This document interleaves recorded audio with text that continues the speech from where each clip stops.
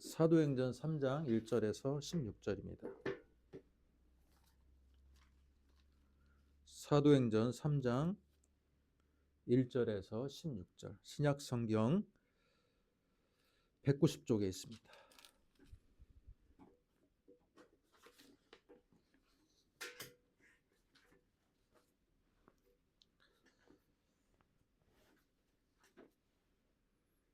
저와 여러분이 한 절씩 교독에서 읽겠습니다. 제9시 기도 시간에 베드로와 요한이 성전에 올라갈세. 나면서 못 걷게 된 이들이 사람들을 메고 오니 이는 성전에 들어가는 사람들에게 구걸하기 위하여 날마다 미문이라는 성전 문에 두는 자라. 그가 베드로와 요한이 성전에 들어가려 함을 보고 구걸하거늘 베드로가 요한과 더불어 주목하여 이르되 우리를 보라 하니 그가 그들에게서 무엇을 얻을까 하여 바라보거늘 베드로가 이르되 은과 좋은 내게 어떤 특권이와 내게 있는 이것을 네게 주노니 나사렛 예수 그리스도의 이름으로 일어나 걸으라 하고 오른손을 잡아 일으키니 발과 발목이 곧 힘을 얻고 일어서서 걸으며 그들과 함께 성전으로 들어가면서 걷기도 하고 뛰기도 하며 하나님을 찬송하니 모든 백성이 그 걷는 것과 하나님을 찬송함을 보고 그가 본래 성전 미문에 앉아 구걸하던 사람인 줄 알고 그에게 일어난 일로 인하여 심히 놀라게 여기며 나은 사람이 베드로와 요한을 붙잡으니 그가 모든 백성이 크게 놀라며 달려나아가 솔로몬의 행각이라 불리우는 행각에 모이거늘 베드로가 이것을 보고 백성에게 말하되 이스라엘 사람들아 이 일을 왜 놀랍게 여기느냐 우리 개인의 권능과 경건으로 이 사람을 걷게 한 것처럼 왜 우리를 주목하느냐 아브라함과 이삭과 야곱의 하나님 곧 우리 조상의 하나님이 그의 종 예수를 영화롭게 하셨느니라. 너희가 그를 넘겨주고 빌라도가 놓아주기로 결의한 것을 너희가 그 앞에서 거부하였으니 너희가 거룩하고 의로운 일을 거부하고 도리어 살인한 사람을 놓아주기를 구하여 생명의 주를 죽였도다. 그러나 하나님이 죽은 자 가운데서 그를 살리셨으니 우리가 이 일의 증인이라. 그 이름을 믿음으로 그 이름이 너희가 보고 아는니 사람을 성하게 하였나니 예수로 말미암아 난 믿음이 너희 모든 사람 앞에서 이같이 완전히 낫게 하였느니라. 아멘.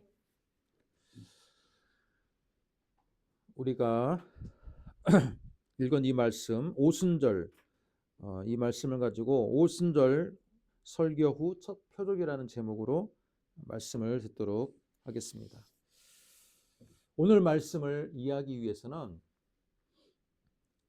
이스라엘의 성전에 대해서 우리가 어느 정도 이해가 필요한 구절이라고 볼 수 있습니다. 이전에도 제가 설교를 드릴 때 성전에 대한 여러 그림 자료들을 조금 더 추가를 하려고 했었는데 오늘 우리가 한번 그림을 먼저 보고 오늘 말씀의 배경을 살펴보도록 하겠습니다. 그림 좀 띄워주세요.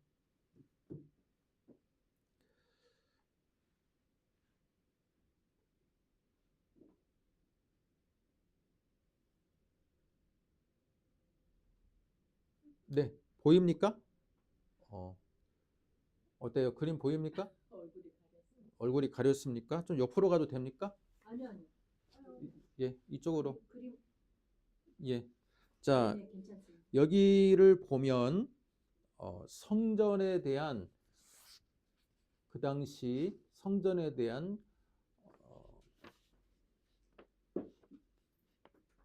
설명이 들어있는 그림이라고 볼 수 있습니다. 자, 여기 보면 여러분 제일 밑에 제일 중앙에 큰 광장 있죠? 큰 광장까지를 전체를 가리켜서 우리는 이스라엘 성전이라고 말하고 있습니다. 자, 큰 광장인데 여러분 800m가 넘는 산 꼭대기에 이런 축구장 10개가 넘게 들어갈 수 있는 넓은 광장을 여러분 건축을 한다는 것은 지금도 쉽지 않은 일이에요. 우리 계양산이나 김포에서 높은 뭐 가연산보다 훨씬 높겠죠. 계양산 자락을 인천에서 올려다 보면 굉장히 높은 산처럼 보이나 계양산이 불과 예루살렘 성전보다 더 높은 산이 아니에요. 예. 근데 그 산 꼭대기에다가 여러분 여기 그림에 나오는 대로 이런 성전 넓은 수십만 명이 그 넓은 광장에 들어갈 수 있는 성전을 건축한다는 것은 현대에도 어려운 일이지만 예수님 당시에도 굉장한 건축 사업이었습니다. 그래서 로마에서 가장 큰 건축 사업 중에 3대 건축의 하나가 바로 예루살렘 성전의 건축 사업이었습니다. 무려 50년, 60년이 넘도록 이 성전을 완공하기까지 엄청난 시간이 소요되었습니다. 그래서 예수님께서 공생에 사역할 때 뭐라고 말했습니까? 이 성전이 지금도 지어지고 있는데 이 성전을 보라.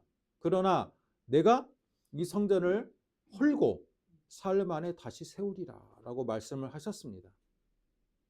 자, 이 성전을 보면요. 맨 가운데에 있는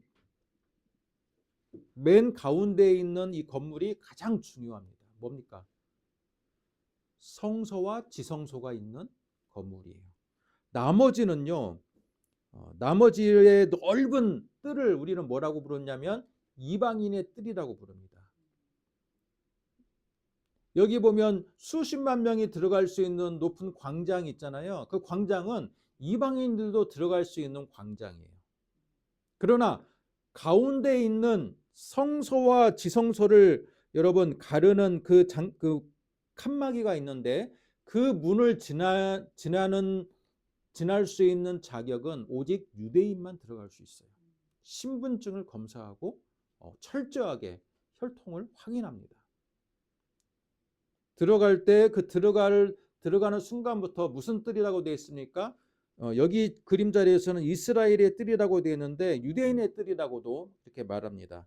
자, 그래서 가운데 있는 성소와 지성소는 유대인의 뜰, 그 안에 들어가는 것을 유대인의 뜰이라고 그러고요. 바로 넓은 광장은 이방인의 뜰입니다. 이방인의 뜰은요, 이방인도 들어갈 수, 그 안에 광장까지는 접근할 수가 있다라는 거예요. 자, 그런데 예수님께서 성전 앞에 있는 상인들을 채찍질을 하고 뒤엎으면서 내 아버지의 집을 더럽히지 말라고 했던 그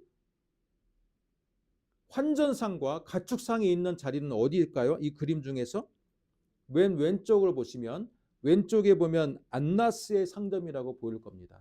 안나스의 상점이 바로 거기가 환전과 또 재물을 거래하는 폭리가 취해지는 현장입니다. 그리고 안나스 상점 바로 옆에 보면 윌슨 아치가 있죠. 윌슨 아치가 있고 로빈슨 아치가 있는데 이 윌슨 아치와 로빈슨 아치를 통해서 유대인의 고위 관직들, 부자들은 이 아치를 통한 특별 문으로 출입을 했습니다. 반면에 이스라엘의 평민들은 어느 문을 통해서 이 성전을 출입했을까요? 가장 많이 출입했던 문은요. 여러분 성전으로 들어가는 문은 11개가 있어요. 근데 가장 많이 평민들이 일반 서민들이 가장 많이 출입했던 문은 여러분 오늘 그림의 남쪽을 보면 더블 게이트라는 곳이 있을 겁니다. 그림이 제 손을 한번 해볼게요. 더블 게이트가 이 정도 되는 것 같은데. 자, 손이 안 보이네요. 예, 영상으로. 예. 더블 게이트라는 곳이 있습니다. 남쪽에. 그리고 오른쪽에 트리플 게이트가 있습니다. 여러분, 더블 게이트가요. 바로 이스라엘의 평민들이 가장 많이 성전으로 출입하던 남쪽 문이고요. 그 오른쪽에 있는 트리플 게이트는요. 트리플 게이트 바로 위에를 봐보세요. 뭐라고 되어 있습니까? 무슨 건물이라고 되어 있습니까? 산헤드린 건물. 산헤드린 건물은 이스라엘의 70명으로 구성되어 있는 우리로 말하면 국회의원 건물이에요. 여기에서 이스라엘의 가장 중요한 종교적, 정치적인 안건들과 법안들이 집행이 되는 곳입니다. 그래서 트리플 게이트는요, 이스라엘의 성직자들, 그죠? 또는 사내들인 70인의 회원들이 들어가는 고위 관료직이 들어가는 건물이에요. 트리플 게이트 바로 옆에 더블 게이트는 평민들이 들어가는 곳입니다. 자, 그리고 솔로몬 행각이 오늘 말씀의 배경이 되는 솔로몬의 행각은 어디 있을까요? 자, 여러분이 이 성전 그림을 보시면 어떤 느낌입니까? 철저하게 이스라엘식으로 건축되었다라고 보기가 힘들어요. 그죠? 솔로몬의 성전은 보시면 성소와 지성소만 있어요. 그것만 있는 건물인데 헤로드 왕이 지금 짓고 있는 이 성전은요, 굉장한 헬라식의 건물입니다. 유대식과 헬라식이 결합되어 있는 건물이에요. 그래서 여러분 마치 아고라 광장처럼, 헬라의 아고라 광장처럼 이방인도 들어갈 수 있는, 수십만 명이 들어갈 수 있는 이 광장을 마련했고요. 광장의 오른쪽을 보면 여러분 무슨 행각이 있습니까? 솔로몬의 행각이 있어요. 바로 오늘 거기가 베드로가 미문 앞에 있는 안전뱅이를 고친 후에 많은 사람들 앞에서 설교하는 장소가 바로 솔로몬의 행각이에요. 그리고 밑에를 보시면 무슨 행각이 있습니까? 이방인의 뜰 바로 밑에 보면 더블 게이트에서 바로 올라가면요, 왕의 행각으로 지나가게 돼 있어요. 왕의 행각은 왕이 지나가는 행각이란 뜻이 아니라 건물이 웅장하기 때문에 왕의 행각이란 이름이 붙었는데, 이 왕의 행각에서는 주로 어떤 일이 있었느냐? 헬라화 되어 있는 유대인들이나 그런 지식인들이 모여서 헬라의 여러 가지의 지혜들을 토론하는 장소였습니다. 토론하는 장소였어요. 그러면 솔로몬 행각은 어떤 곳이었냐? 랍비들이나 또는 유대인들이 주로 율법이나, 그죠? 율법이나 복음에 대해서 얼마든지 토론하는 장소였습니다.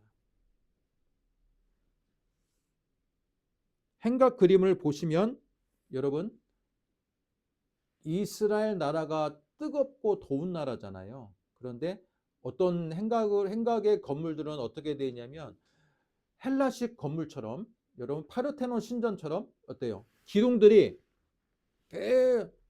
나래배 서 있고요, 길게 서 있고, 그리고 위에 지붕이 쓰여져 있습니다. 더위를 막을 수 있고, 그 그늘진 곳에서 사람들이 모여서 서로의 삶을 나누고 율법을 나누고 또는 최근 유행하고 있는 지식들을 전파하는 장소로 솔로몬 행각이 쓰였던 것입니다. 자, 그러면 오늘 말씀의 배경이 되는 곳은 어딜까요? 미문. 미문은 지금 어딜까요? 우리가 봤던 그림 중에서 가장 사람들이 출입이 많은 곳에, 우리 소위 말해서 앵벌이라고 하죠. 지금 미문 앞에서 지금 구걸을 하고 있는데, 이 성전 앞에서 구걸을 하는 사람이 가장 출입이 적은 곳에서 구걸을 해야 될까요? 가장 많은 곳에서 구걸을 해야 될까요? 제가 너무 질문을 쉽게 했나 봐. 가장 많은 곳에서 구걸을 해야죠. 그들도 수입이 더 생기고 먹고 살겠죠. 그래서 많은 학자들이 이 구걸의 장소를, 미문을 글자 그대로 말하면 beautiful gate입니다. 미문이 아름다운 문이에요. 근데 이 아름다운 문이 어디에 있을까 추정을 해보는데 이 더블 게이트일 것이다 라고 추정을 합니다. 일반 서민들이 가장 많이 출입하는 장소였던 이 더블 게이트가 바로 미문이었을 것이다 라고 추정을 합니다. 성전에 출입하는 많은 유대인들이, 평민들이 더블 게이트를 통해서 출입을 할 때 이 안진뱅이였던 이 사람을 지나가면서 많이 보았겠죠. 오늘 말씀을 보면요, 이 사람은 어때요? 몇 년 동안이나 이런 장애를 입고 그곳에서 구걸을 했습니까? 나면서부터 못 걷게 된 사람입니다. 나면서부터 못 걷게 된 장애인이에요. 그런데 여러분, 나면서 못 걷게 된 일을 구걸을 하려면 이 사람이 그 자리에서 노숙자처럼 숙식을 해서 구걸을 하든 아니면 그 주변에 다른 거처가 있는데 아침 일찍 기도 시간에 맞춰서 누가 그 사람을 업어 주어서 그 자리에 앉아서 구걸하게 하든 둘 중에 하나의 방법일 텐데 오늘 말씀을 보면 어떻습니까?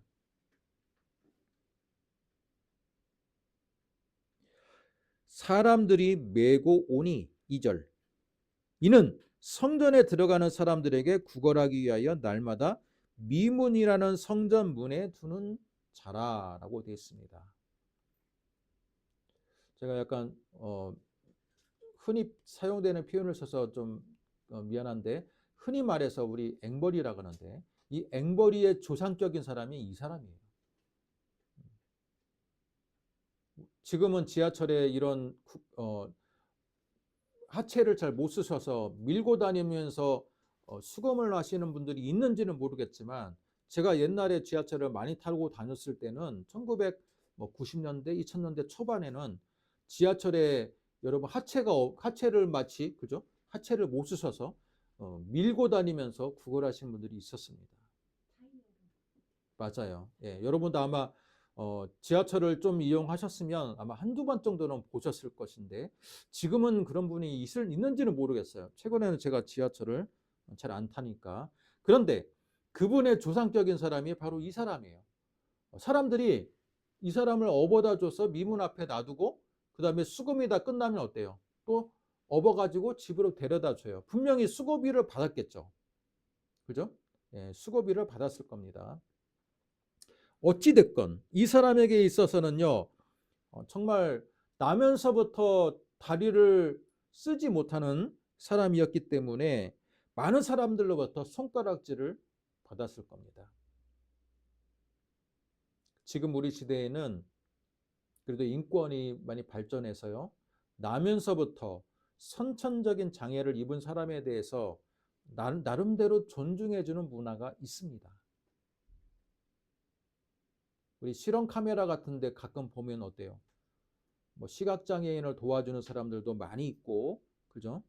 또 오늘 말씀에 나오는 사람처럼 하체를 잘 못 쓰는 장애인들을 도와주는 그런 많은 시민들을 우리는 보게 됩니다. 그러나 시대를 거슬러 올라가서 2000년 전에 미문 앞에 있는 이 사람을 우리가 주목해 보았을 때 그들의 문화, 유대인의 문화 속에서는요, 날 때부터 하체에 장애가 입은 이 사람을 긍휼의 눈으로 보지 않았습니다. 어떻게 보았을까요? 이 사람의 죄이든지 또는 부모의 죄값에 따라서 이 사람이 하나님의 천벌을 받고 이 땅에 태어났다라고 그렇게 보았습니다. 여러분, 많은 사람들의 멸시와 그죠? 정죄하는 눈빛 속에서 이 사람은 그 수많은 무시하는 그런 눈빛 속에서 어쩔 수 없이 굶어 죽을 수는 없기 때문에 미문 앞에서 구걸을 하던 사람이었습니다. 그런데 마침 3절을 보면 베드로와 요한이 제9시에 기도하러 미문을 지나가는 겁니다. 자, 이걸로 볼 때 우리가 한 가지 알 수 있는 건 뭡니까? 예수님의 제자들이 유대인이었고 유대 문화에 익숙한 사람들이었기 때문에 예수님을 믿고 난 이후에도 아직 어때요? 유대 문화의 전통에 충실한 삶을 살고 있었다라는 거예요. 유대 문화에 의하면 여러분 하루에 3번 성전에 올라가서 기도하는 그런 법이 있습니다. 몇 시입니까? 제3시, 제6시, 제9시입니다.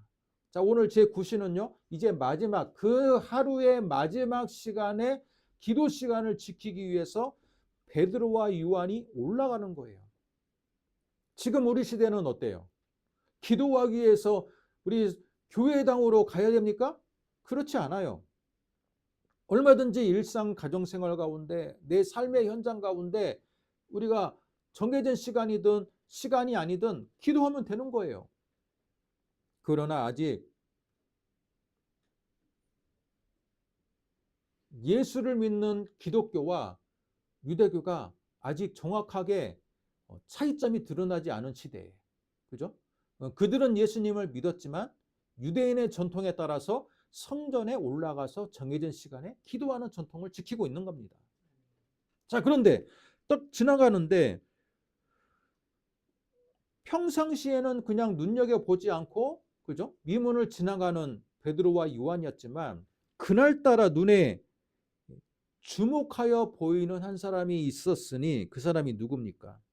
오늘 성전 미문에서 구걸하는 이 장애인인 거예요. 4절 베드로가 요한과 더불어 주목하여 이르되 우리를 보라. 여러분, 왜 베드로가 이 미문 앞에 있는 이 구걸하는 사람에게 우리를 보라라고 했을까? 그러면서 뭐라고 말합니까? 보라라는 것을 들은 이 장애인이 평상시대로 우리를 보라라는 것은 이 사람이 적어도 나에게 뭐예요?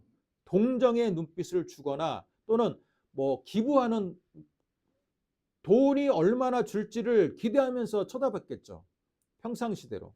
그런데 베드로가 뭐라고 말합니까? 은과 금은 내게 없거니와 내게 있는 이것을 내게 주노니 나사렛 예수의 이름으로 일어나 걸으라. 나사렛 예수의 이름으로 일어나 걸으라. 저는 이 이적 표적이라고 그러죠. 하나님의 이름이 드러나고 예수 그리스도의 이름이 드러나는 이 표적, 이 사인을 보면서 한편으로는 이 부분에 대한 또한 사도행전에 나오는 수많은 이적에 대한 기사를 보면서 말씀을 전하기 전에 약간의 꺼림직함이 있었습니다. 어때요? 어떤 목회자로서의 꺼림직함이 무엇이냐면 이 당시에는 나사렛 예수의 이름으로 걸으라면 어때요? 걸어요. 사도 바울은 어때요? 사도 바울의 옷자락만 만져도 병이 나았어요. 그런데 이 설교를 본문으로 하고 설교를 하는데 나사렛 예수 이름으로 걸으라. 지금 우리 시대에는 잘 나타나지 않는 그런 이적이에요. 그죠? 이적의 시대가 사도행전과는 달리 굉장히 희귀한 시대를 살고 있습니다. 이적의 역사들이 각 교회마다 사도행전이나 사도 바울의 그 1, 2차, 3차 전도 여행의 시절처럼 그렇게 자주 흔하게 나타나지 않는 시대를 살고 있어요. 그럼에도 불구하고 우리는 사도행전을 읽고 사도행전의 기사와 표적에 대해서 설교하고 증언할 수밖에 없는 이 현실. 어때요? 본문과 현실의 괴리가 있습니까? 없습니까? 있어요. 그런 부분에서 꽤나 참 안타까움도 있고 목회자로서 왜 나에게는 이런 능력 행함의 은사가 없어서 또 이렇게 말씀은 전하지만 실제의 삶 속에서는 그런 능력이 나타나지 않을까라는 그런 안타까움도 있고 그렇기 때문에 이 본문을 이적과 표적이 나타나는 기사에 대한 말씀을 전할 때마다 약간의 그런 감정들이 있었습니다. 그건 저만 느끼는 게 아니라 많은 목사들이나 말씀을 전하는 교사들이 함께 느끼는 그런 감정일 겁니다. 나에게도 이런 은사가 있고 이런 능력이 나타나면 내가 얼마나 하나님의 살아계심을 증언할 수 있을까? 그 생각은 누구나 있어요. 누구나 있어요. 그런데 우리가 오늘 말씀을 주목해 볼 것은요. 그런 생각을 갖는 것은 우리가 이 미라클 또는 사인이라고 일컬어지는 기적이나 표적에만 너무 초점을 맞추고 있기 때문이다라는 생각을 또한 하게 되었습니다. 무엇입니까? 오늘 말씀의 본문의 핵심은요. 안진뱅이가 일어났다는 그 자체가 말씀의 핵심이 아니라는 거예요. 사도행전을 기록했던 사도 누가는요. 그가 의사였습니다. 의사였기 때문에 이 안진뱅이가 치유되는 사건에 대해서 조금 더 부연 설명을 해주고 있습니다. 자세하게 설명을 해주고 있다는 겁니다. 7절 바로 그 앞절에 나사렛 예수 그리스도의 이름으로 일어나 걸으라. 7절 어떻게 되어 있습니까? 오른손을 잡아 일으키니 발과 발목이 곧 힘을 얻고 뛰어서서 걸으며 라고 되어 있습니다. 여러분 40년 동안 거의 안진뱅이로 살았던 사람이면 여러분 혹시 하체 장애인들 본 적 있습니까? 건강했다가 하체 장애인으로 휠체어를 타고 있는 분들 보면 하체가 어때요? 하체가 어때요? 근육을 쓰지 않았기 때문에요. 여러분 굉장히 하체가 얇습니다. 그 상태로는요. 아무리 하체가 기술이 의학이 발전해서 하체가 회복될다 할지라도 바로 못 걸어요. 수개월 동안의 재활훈련을 통해 가지고 하체 근육을 단련한 후에야 일어서서 걸을 수가 있습니다. 그런데 오늘 말씀을 보면 어때요? 발과 발목이 곧 힘을 얻었다. 여러분 발과 발목에 힘을 얻고 힘줄 그냥 기적만 나타난 게 아니라 하체 근육이 다시 한번 생성이 되고 재생이 되고 그죠? 그걸 통해 가지고 근력이 회복되는 역사가 나타났어요. 그 회복함이 얼마나 완벽했는지 여러분 간신히 일어나서 걷는 게 아니었어요. 40년 동안 못 걸었으면요. 여러분 그 사람이 일어나서 한 발자국만 서 있고 간신히 한두 발자국만 움직여도 대단한 기적입니다. 재활의 기간 없이. 그런데 오늘 말씀 보면 어때요? 발과 발목에 곧 힘을 얻자마자 이 사람은요 8절 뛰어서서 걸어갔다는 거예요. 여러분 뛰어서서 걸어갔다는 건 뛰기도 하고 걷기도 했다는 거예요. 이건 어때요? 부분적인 회복이 아니라 완벽한 회복이라는 겁니다. 40년 동안을 못 걸어서 하체 근육이 지금 다 빠져있는 사람이 나사렛 예수 이름으로 걸어라 했더니 그 사이에 순식간에 모든 힘줄과 근육과 관절이 다 회복이 돼서 여러분 일상인들 보통 정상인들처럼 뛰기도 하고 걷기도 했다는 겁니다. 여러분 이러한 기적은요, 그죠? 엄청난 기적인 거죠. 9절 모든 백성이 그 걷는 것과 하나님의 찬송함을 보고 그가 성전 미문에 앉아 구걸하는 사람인 줄 알고 심히 놀랍게 여기더라 라고 되어 있습니다. 여러분 이 장소가 어디에서 일어났어요? 많은 사람들이 그죠? 많은 사람들이 출입하던 성전 미문에서 지금 일어난 일이에요. 성전 미문에서 일어난 일이야. 여러분 어디 구석탱이에서 일어난 일이 아니라는 거예요. 어디 구석에서 그냥 그죠? 야, 너 내가 일으킬 테니까 너 일어난 척이라도 해. 서로 짜고 한 게 아니라는 거예요. 이 사람은 40년 동안이나 성전을 미문을 지나가던 사람들이 이 사람이 장애인인 것을 너무나도 잘 알고 있는 사람이 회복됐다는 거예요. 그죠? 이 사건 여러분 회복된 사건으로만 끝났다면 이 사건은 그냥 길이 남을 하나의 해프닝으로 끝났을 겁니다. 야, 여기 미문 앞에 있던 사람 말이야. 내가 그때 지나갈 때 보니까 어떤 갈릴리 사람 두 사람이 지금 서가지고 뭐라 하니까 그냥 자리에서 일어나고 걷던데? 그렇게 하나의 그냥 가십거리나 뉴스거리로 끝났을 겁니다. 그런데 오늘 말씀은 그냥 일어난 사건으로 끝나는 게 아니라 이어지고 있어요. 오늘 말씀 11절 이하를 보면요. 그 나은 사람이 베드로와 요한을 붙잡았어. 여러분 이 낳은 사람이 그냥 나 낳았다고 그냥 자기 집으로 간 게 아니야. 이 사람을 붙잡고 제발 좀 나랑 더 이야기 좀 하자고. 그죠? 왜 내가 이렇게 낫게 됐고 당신이 무슨 능력으로 낫게 됐는지 내가 듣고 싶다라고. 이 사람은 붙잡았어요. 붙잡으니까 여러분 베드로와 지금 요한이 미문 앞에서 붙잡았는데 나중에 어디로 이동합니까? 말씀을 보세요. 11절. 솔로몬의 행각이라 불리는 행각으로 장소가 이동이 됐어요. 야, 여기서 이야기하지 말고 내가 너를 낫게 한 이유를 내가 알려줄게. 자, 이리 와 하면서 여러분 계단을 올라가서 우리 성전을 아까 그림 보여줬죠? 성전의 넓은 광장의 오른편에 있는 여러분 지붕이 달려있는 그런 토론의 장소. 그죠? 말씀과 토라와 토론의 장소였던 솔로몬의 행각으로 이동한 후에 그 솔로몬의 행각에는요. 베드로와 요한과 안진뱅이뿐만 아니라 항상 사람들이 넘쳐요. 거기는 그늘이 있고 시원한 그늘에서 어때요? 율법과 진리와 하나님에 대한 토론이 이루어진 장소예요. 그 자리로 다 이동했어. 그리고 여러분 안진뱅이가 나왔던 것을 목격했던 사람들도 같이 따라가는 거예요.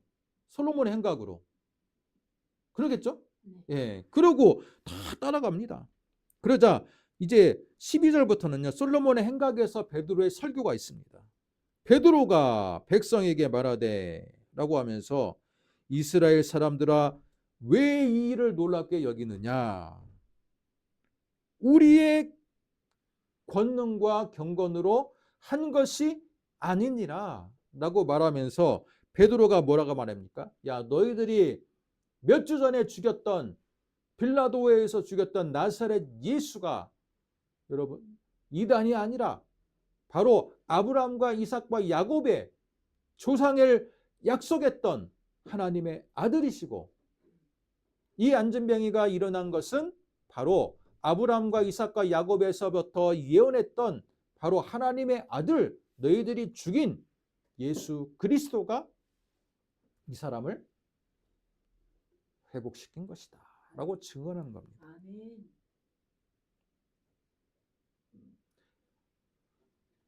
저는 이 장면을 보면서 베드로가 불과 몇 주 전에는 어떤 사람이었어요? 예수님을 부인했던 사람이었어요. 자기 생명이 무서워서. 그런데 어때요? 오순절, 6월절을 지나서 오순절이면요, 불과 50일이 지난 거예요. 오순절. 오순절 성령 직후에 이 사건이 있었으니까 불과 50일이니까 7주, 8주 안에 베드로가 이런 변화를 가져왔다라는 건 무엇입니까? 한 사람의 인격이 불과 2달도 되지 않아서 갑자기 변화된다는 것은 어떤 특별한 만남과 계기가 있지 않고는 그런 변화를 기대하기가 쉽지 않아요. 여러분도 알다시피 한번 형성되어 있는 성격은 어때요? 항상 비슷한 반응을 하게 돼 있습니다. 근데 베드로가 2달 만에 갑자기 변했어요.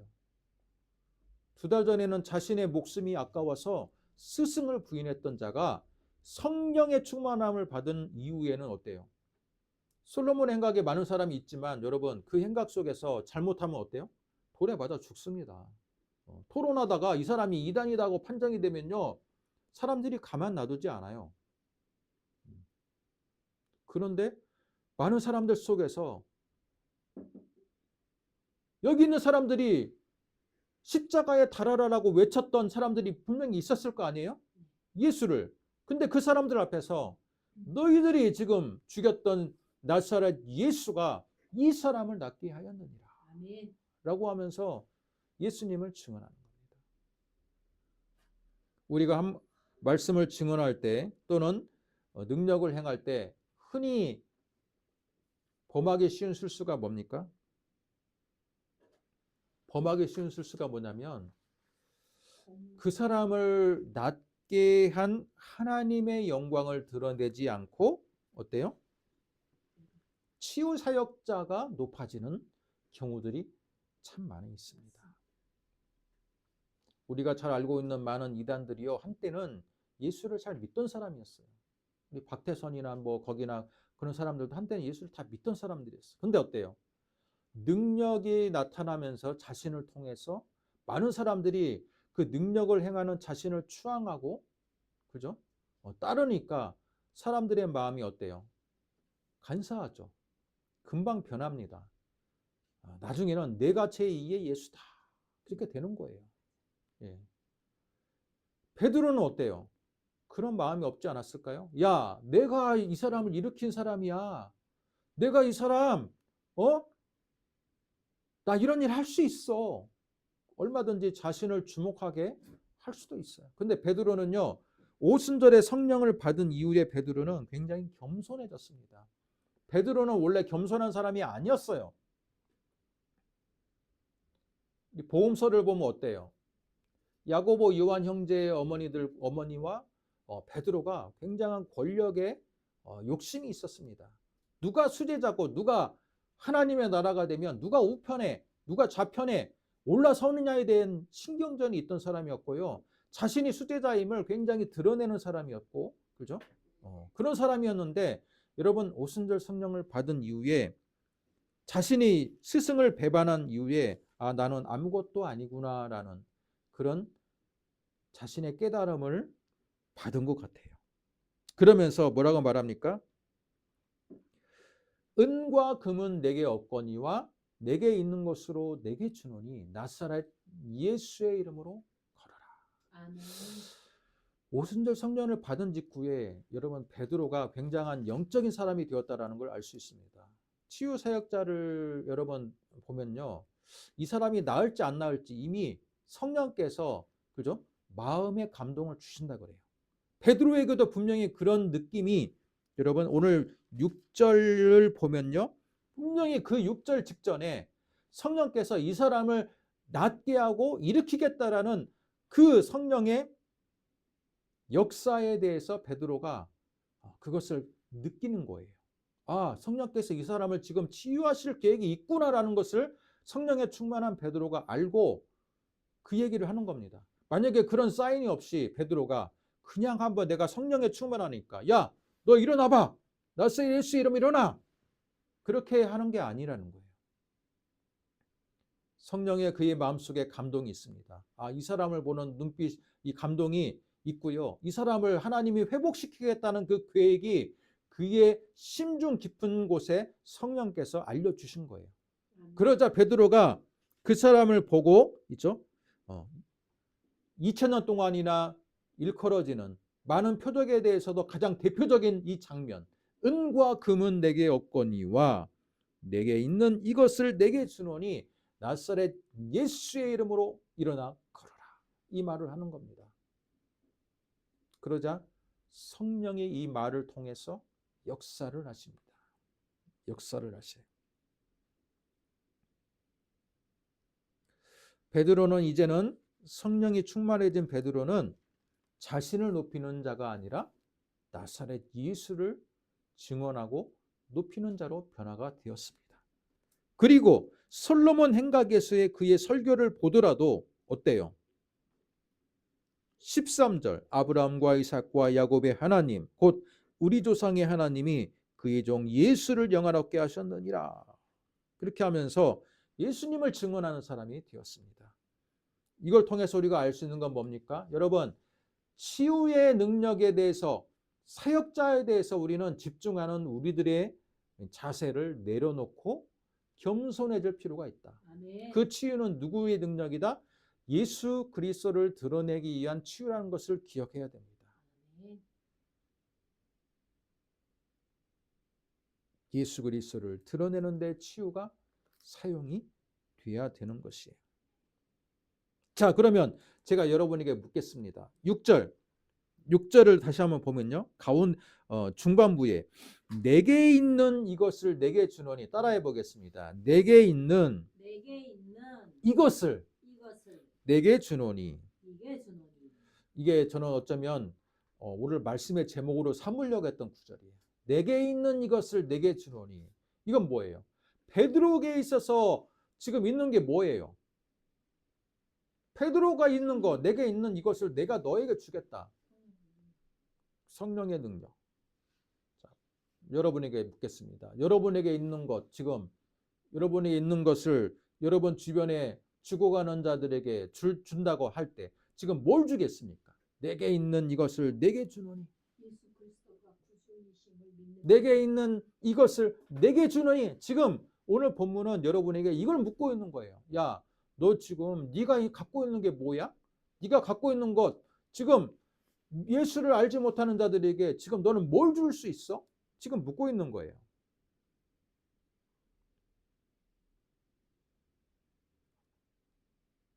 베드로처럼 자신 있게 은과 금은 내가 없으나 내게 있는 이것을 내게 주노니 나사렛 예수의 이름으로 걸어라. 아멘. 그 사람, 또 주변에 있는 사람한테, 그 사람은 내게 있는 이것을 너에게 주노니 내 영혼이 소생이 될지어다. 그게 바로 여러분 자신이 갖고 있는 학식이나 여러분이 가지고 있는 경제적인 부나 여러분이 가지고 있는 기타 다른 인맥이나 그런 것들을 그 주변 이웃들에게 조금씩 줄 수도 있어요. 도움을 줄 수도 있어요. 그죠? 여러분의 뭐 좋은 인맥을 통해 가지고 어떤 사람을 소개해 줄 수도 있어요. 어려우면 그 사람을 좀 뭐 쌀이라도 한 포대 줄 수도 있어요. 또는 그 사람한테 의학적인 지식을 줄 수도 있어요. 그러면서 우리는 이웃들과 관계를 맺으면서 살아갑니다. 그렇죠? 그런데 오늘 말씀은요, 야, 그런 것도 다 좋아. 그러나 내게 있는 이것을 내게 주노니 할 때 가장 너희들이 그 사람한테 주고 싶은 것은 바로 오늘 말씀처럼 나사렛 예수의 이름으로 너의 삶이 회복될지어다. 이것을 주기를 원하노라. 라는 게 오늘 본문의 결론이지 않을까요? 우리는 주변들에게 많이 관계를 맺고 살아가잖아요. 그죠? 정보도 주고받고, 때로는 뭐 경제적인 도움을 받기도 하고, 주기도 하고, 여러 가지 도움에서 살아가요. 근데 내가 관계를 맺고 있는 사람들에게 내게 있는 이것을 내게 주노니 할 때, 여러분, 다른 많은 것도 있지만 가장 소중한 것은 그 사람에게 나사렛 예수의 이름으로 행하는 능력이 여러분을 통해서 전파되기를 소원합니다. 아멘. 그게 바로 오늘 말씀이 여러분에게 주는 중요한 결론이다라고 볼 수 있습니다. 아멘. 오늘 말씀을 들은 이 사람들의 반응을 통해 가지고 여러분 지금 베드로의 설교가 26절까지 이어집니다. 계속 이어져요. 그리고 나서 4장으로 넘어가면요. 사도들이 백성에게 말할 때 제사장들과 성전 맡은 자와 사두개인들이 이르러 그러면서 뭐 등등 하다가 4절 보세요. 4장 4절. 말씀을 들은 사람 중에 믿는 자가 많으니 남자의 수가 약 5천이나 되었더라. 여러분, 베드로의 이 설교가 얼마나 뭐 학식이 있었겠습니까? 우리가 잘 알다시피 베드로는 원래 어부잖아요. 그죠? 갈릴리 사람이잖아요. 갈릴리 억양으로 말하는 이 약간 무식한 듯한 이 사람이 하는 이 말이 얼마나 많은 사람들에게 감동을 주었겠습니까? 일상적으로 말하면 감동이 안 와요. 그러나 미문 앞에 있는 이 사람을 회복시킴을 통해서 많은 사람들이 주목할 수밖에 없는 거예요. 왜? 그 당시의 상식으로는요, 40년 동안이나 구걸하는 사람은 일어설 수가 없고 걸을 수가 없고 뛸 수가 없는 거예요. 지금 우리 시대에도 그게 안 되잖아요. 그죠? 여러분, 하체장애인이 한 1년만 하체장애면 일어나지 못합니다. 그거 자혈하는데 엄청난 시간이 소요됩니다. 근데 그 당시에는 얼마나 그게 놀라운 미라클이었겠습니까? 그 얘기를 사인을 보고 난 이후에 사람들이 베드로의 이 나사렛 예수의 증언을 다 믿게 된 거예요.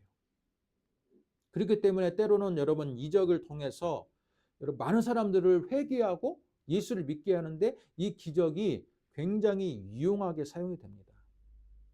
그래서 제가 이 부분에 대해서 말씀을 전할 때마다 이 말씀을 드리는 거예요. 아, 나에게도 그런 능력이 있다면.